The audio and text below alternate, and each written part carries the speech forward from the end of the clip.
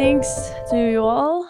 First of all, I would like to say thank you to my participants for accepting the invitation to the Fourth ASEA conference. I really hope that you are having a pleasant stay here in Budapest. Second, I would like to thank you all for your presentations. It was really, really nice to see how colorful this topic can be approached and how different perspectives all of you had regarding this topic. We saw sustainable methods. We saw also inside instruments that can be used in order to preserve the familial nature of a company. In the followings, I will also follow this line opened by Alessandro regarding the instruments that can be used in order to keep the familial nature of a family business. In this regard, I will be speaking about the Fiduciary substitution institution, which was widely used in order to keep this family nature of companies. As you can see, in Romania, this institution initially was permitted by law under the Byzantine law and also in the code in Wallachia and in Moldova. So this was a permitted institution. But in 1864, with the entrance into force of the old civil code, this institution was prohibited. As you can see, after a century and a half later, with the entrance into force of the current civil code in 2011, this institution was reintroduced in the legal system of Romania, and also in the present, this is an institution that has a legal framework. As for its notion, we can say that fiduciary substitution is a mechanism, it is a clause which can be included within a donation contract or in a testament or in a will, by which the disponer directs the institute to preserve a given asset and upon their death to pass it on to a secondary beneficiary, to the substitute, who is again set out, who is determined by the disponer. So as you can see, this institution basically involves four key elements. First of all, the existence of at least two successive legacies. Second, the obligation of the institute to preserve, to conserve the given asset. Third, again, an obligation for the institute in order to transfer the property upon their death to a secondary beneficiary, who's also set out by the disponer. And lastly, the existence of a succession order, a predetermined succession order. And in this regard, it is really important to note that taking into account the provisions of the initial regulation of this institution, by which this institution was permitted in Romania, this sequence could theoretically continue for an indefinite period of time. This was the question that I asked you as well. So this sequence, the transfer from the institute to the substitute, was not limited by law. It didn't have a maximum degree until which it could be repeated. So this had actually the effect of restriction for the free movement of goods and also establishing a predetermined order of succession for the future generations. So by way of example, just to see its practical side, the disponer could, for example, set out a donation by which he was gratifying a third, a fourth, a fifth, or even a sixth beneficiary with the same property. What is important to note that with the first modern legislation in Romania, so with the entrance into force of the 1864 Civil Code, this institution was prohibited by law. So the first question that we need to answer is, why was this prohibition? If we want to answer this question, we need to go back to the roots of the 1864 Civil Code, which was the French Code Civil, and also its context of adoption. We must know that in fiduciary substitution was developing specifically good widely in the feudal society. In the feudal society, the main source of wealth was basically the landed estate. So of course, the owner of this land wanted to keep the property in the hands of the family from generation to generation, and it didn't want to be divided. So it is just logical that this institution was really useful and helpful at that time for the family businesses, for the dispowners, to try to keep the assets within the hands of the family to achieve this scope. But as I said, with the first modern legislation, there was a big change in this sense regarding the institution's prohibition. The prohibition had mainly three reasons. First, the immobilization of the landed property led to the creation of a so-called dead hand family property, which was basically in direct contradiction with the free movement of goods. So this was the first reason. Second, as I said, the institute had an obligation to preserve the assets that he had to pass on upon their death to the secondary beneficiary. So this regulation basically had as an effect the fact that the institute had no motivation at all to improve the landed estate, to improve the exploitation of the landed estate, but everything on the contrary made him squeeze the land as much as possible, whatever were the consequences.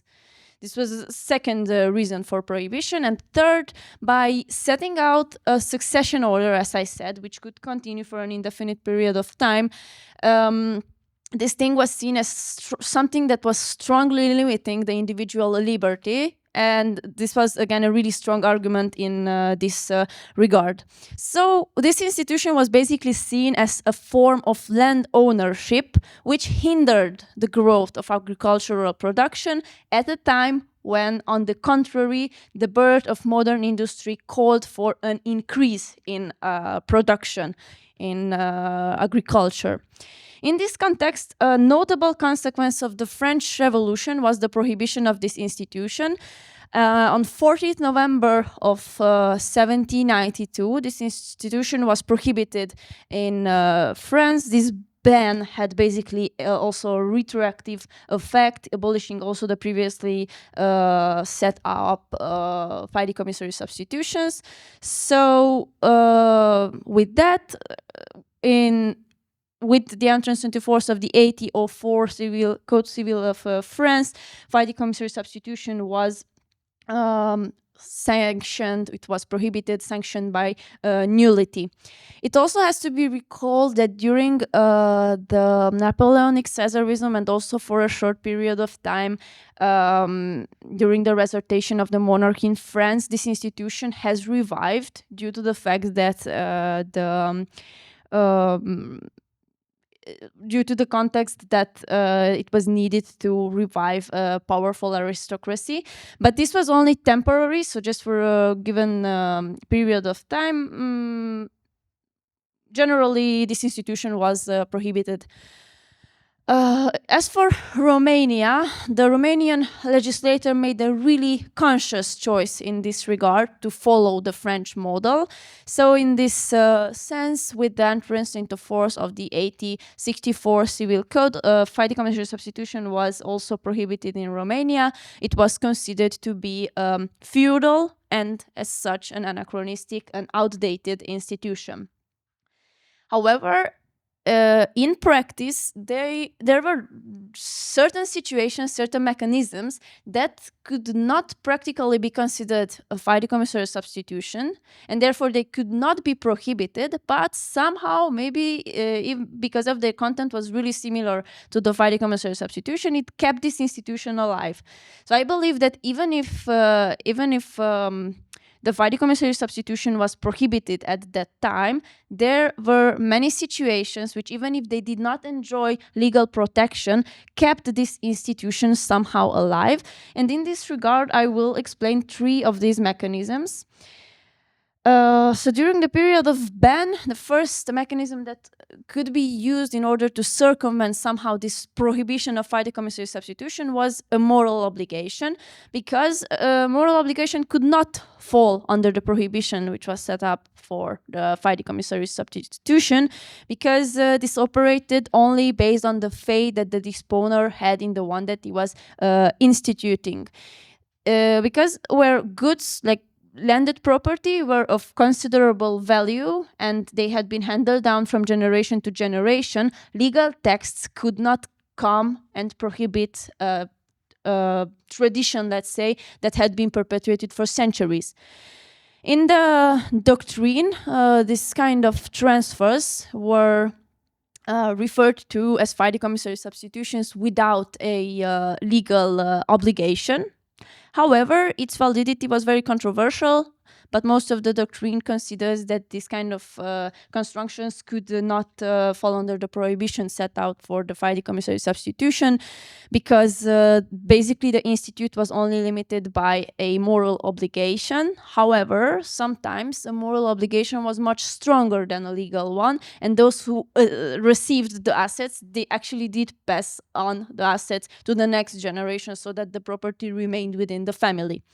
A second mechanism that was used to avoid the prohibition set out for this institution was the bequest of remainder.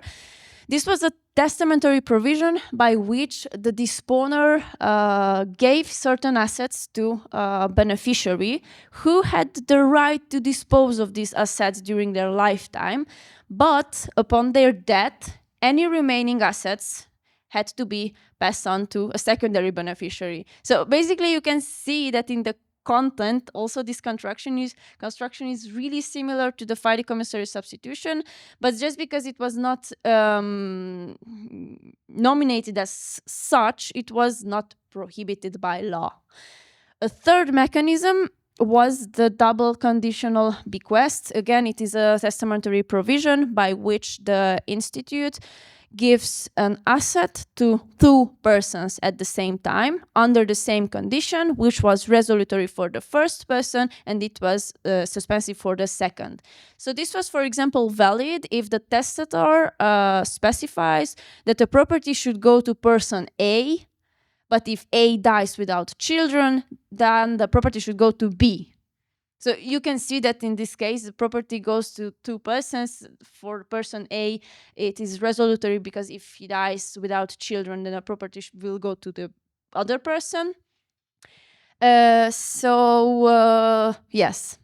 these were actually the three mechanisms that were widely used in order to circumvent somehow this prohibition that was set out at that time for fidecommissary substitution. In this regard, the twist in the story is that in 2011, when the current civil code entered into force, interestingly, the Romanian legislator did not consider fidecommissary substitution as outdated anymore, but on the contrary, the legislator noted the anachronistic, the outdated nature of the legislation of the previous civil code, which prohibited fidecommissary substitution by express provisions. So after a century and a half later, after the prohibition, the fidecommissary substitution was reintroduced in the Romanian legislation and finally it was properly regulated. Basically, with this reintroduction, the Romanian legislator re-evaluated the importance of this institution, taking into account the changed and the actual current social realities. A really strong argument in the sense of reintroduction of this institution was the fact that for this period of ban, for almost a century and a half, the legal doctrine and also the case law in Romania have tried to interpret certain testamentary provisions as not being fidecommissary substitutions, just in order to consider them valid, as it was shown, as it was seen in the three examples given before. So this was one really strong argument. However, it also has to be recalled that in working version, so when this issue came up to draft new rules for this institution, it has to be recalled that again a prohibition for the institution was proposed. However, this proposition was not taken up, so that the legislator decided to draft new rules for this institution. And as for these new rules, the most important aim of this new legal framework for this institution was to protect the family law relationships, and more precisely to protect the family of the disponer. Now, here you can see the provisions regarding fideicommissory substitution in the current civil code. As you can see, now we can define this institution as a mechanism by which a disponer given an asset to an institute who has the right to administer it. So through this transition, he gains property rights. And of course, generally at the moment of their death, they need to transfer it to a secondary beneficiary who's also set out by the disponer. You can see that the notable difference between the formal legislation which permitted fideicommissory substitution and the current legislation which permits fideicommissory substitution is that now the institute can administer the good and not only preserve, because this was the main issue with the previous legislation, that through the fact that the institute was only obliged to preserve the given good, had no motivation to make any exploitation on the goods. Now this issue has been solved, because as you see, now the institute uses the good until he needs to give it to the secondary beneficiary. As this is only possible because of the way in which this instrument has been rethought by the legislator, because meanwhile the formal legislation was talking about the preservation of the assets. Now we can hear about the administration, and this difference is really a huge one, because while the acts of preservation aim to conserve a given good, acts of administration have the aim to enhance the value of the given good.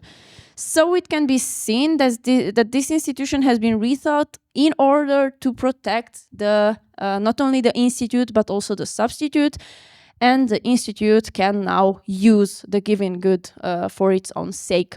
Another difference between the previous formal legislation and the current one is that, as I said, the formal legislation permitted the creation of an order of succession for an indefinite period of time. So, as I said, that sequence of transferring goods from the institute to the substitute could theoretically go to infinite, could continue to infinite. As for now, this issue of hindering the free movement of goods and also limiting the individual liberty has been solved by the fact that now the legislator only allows 1 degree fideicommissory substitution. So setting out a provision with which one tries to keep the property within a family cannot go beyond 1 degree. Now, as I said, this new legal framework aims to protect family law relationships. Mostly there are 3 situations that can be seen in this regard. First, using this instrument, family support can be created. Because if we think of an example, one like the disponer can assure financial stability not only for their children but also for their grandchildren.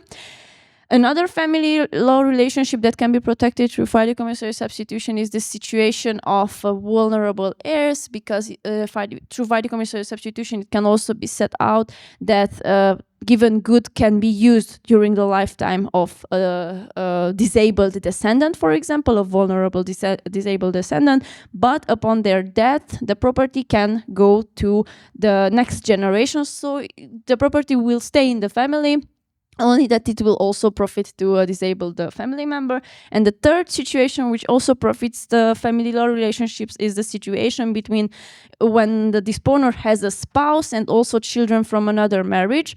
In this sense, through fiduciary substitution, it can be set out that a good can be used during the lifetime of the spouse, but upon their death, that good should go to the children from another marriage of the disponer. So we can see that this is also, it could create a conflictual situation, but fiduciary substitution can come and solve this issue before it's even born. Now, as my main research focus are family companies, I must consider this new legal framework a really positive one for directing the generational change in family companies.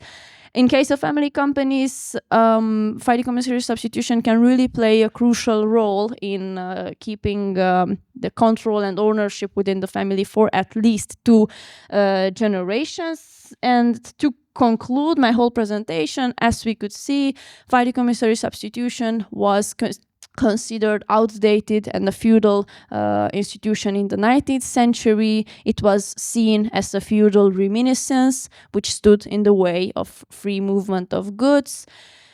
Then a period of ban followed, which was, however, circumvented in some cases in the second half of the 19th centuries and in the first half of the 20th centuries. As for now, in present, the optic has changed and fiduciary substitution has revived in a modernized form, serving the interest of the modern middle class. Thank you very much for your attention.